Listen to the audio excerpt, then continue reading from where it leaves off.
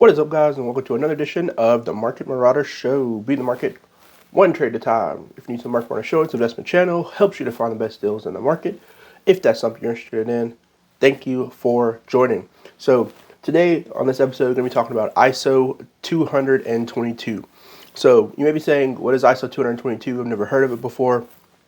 And how is it important to my financial decisions moving forward? Well, ISO 222 is an ISO standard for electronic data interchange between financial institutions. So basically, how banks communicate with each other through the digital ecosystem. And this is going to be very imperative with the incorporation of cryptocurrencies. So, cryptocurrency, as you know, has the blockchain, how information is sent and delivered, how you can mine crypto, things of that nature on the blockchain itself. So, this is essentially kind of a loose regulation for cryptocurrency as it is concerned with the banking system. And so, ISO 222 is going to be a standard that is going to be implemented for how banks communicate, and it includes a couple cryptocurrencies that you may know into this ISO standard. And so when you hear terms like the Great Reset, you hear terms like, moving to a new form of banking. This is kind of aligned with those notions on, the great bank reset, the new financial structure, and there are a lot of different cryptocurrencies that you should be considering to look at and how they actually are implemented into this new banking system. So ISO 222 can affect some of the cryptocurrencies you look at. There are huge potential, huge growth potential for some of these plays. And in this episode, I'm going to be breaking down some of the crypto that are in ISO 222 and how you can position yourself to take advantage of this new banking system. All right, so ISO 222. Here's an article from Yahoo Finance talking about 5 of the compliant cryptos to keep an eye on for ISO 2022. Like I said earlier, that is an international organization of standards. So that's what ISO stands for. And they're behind the creation of the ISO 222 standard. The organization introduced ISO 222 as a way to have one standard method of developing messages between financial institutions. Indeed, institutions all over the world use their different coding languages for these messages, which can make international transfers a very jumbled and disorganized process. ISO 222 would consolidate all the messaging formats into a single language, extensible markup language, or XLM. Many organizations are starting to back ISO 222, notably the Society of the Worldwide International Financial Telecommunications, or SWIFT, puts support behind the standard in 2018. So on here are some of the ones to keep an eye out on. So first, the number of experts who believe adoption of the standard will be a way of cryptos like Bitcoin can keep them from becoming ubiquitous as international money transfer plays. However, they're not case for a handful of ISO 222 cryptos. There are 5 digital cryptocurrencies to adhere to ISO 222's compliance requirements, making them apt plays for the year to come as Swift adopts the format. So the main two that I'm watching personally, and I think everybody should be watching if you're trying to jump into a cryptocurrency with the ISO 222 plays. You're the first one, which is Ripple. So the currencies are Ripple, which is XRP, and then you have Stellar Lumens, which is XLM.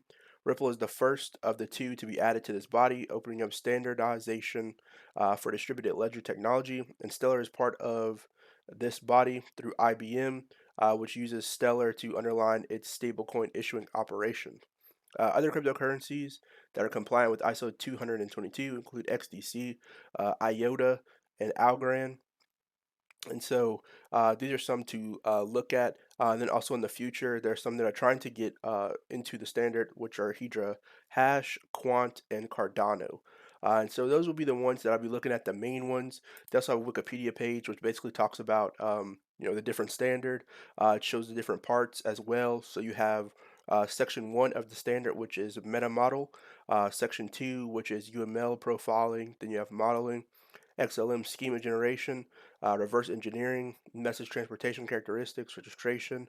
Then you have another section for generation. So it basically breaks through the standard itself into sections, how it's used, applications. A lot of information I encourage everybody to go read if you can get your hands on the standard that was published around 2013 as the update. So first, let's talk about Stellar. So on here, we have Stellar. The time of recording is at 21 cents per coin, ranked number 31 on Coin Market Cap. If we look at the one-day chart, a little bit of volatility going on with them on the one-year chart. We can see that they are in a little bit of a bearish downward trend, just like the whole crypto market. They had a high of 73 cents on their one-year track. And then also, like I said again, they do have a partnership with IBM. And so on here, this is just basically talking about IBM's partnership with them. And so basically saying they're going to utilize Stellar Network, which uses lumens as bridge currency. Um, Essentially a unit of value for transfer of value and transaction cost calculations. All money transactions in the Stellar network, except lumens, occur in the form of credit issued by anchors. So anchors act as a bridge between existing currencies and the Stellar network. Anchors are entities the network participants trust to hold their deposits and issue credits into Stellar network for their deposits. And then lastly, credit issuances or credit insurance implies digital obligates which need to be settled out of the ban via traditional rails. For example, the idea is to provide a choice in the network for anchors to issue credits or stablecoin for install settlements, addressing various businesses cases and cost points to the ecosystem and the network operator. So sounds like a complicated order or a complicated issue and order, but basically what it means is they're going to be the network that the stable coins are made to issue these payment different avenues. So IBM is trying to build stable coins for transactions using Stellar Lumens to or Stellar to do so. So they're going to be using Stellar to help make these stable coins for payment and issuance of an insurance for digital assets and digital items on the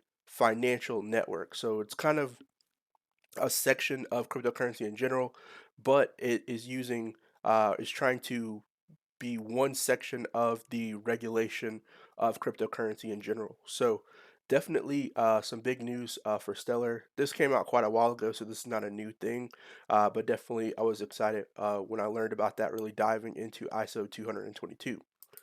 Next, we have Algorand, which is just going to go over the price. It's currently at 99 cents per coin. Currently ranked number 26 on CoinMarketCap. Going down here, this is their one-day chart, volatility as well.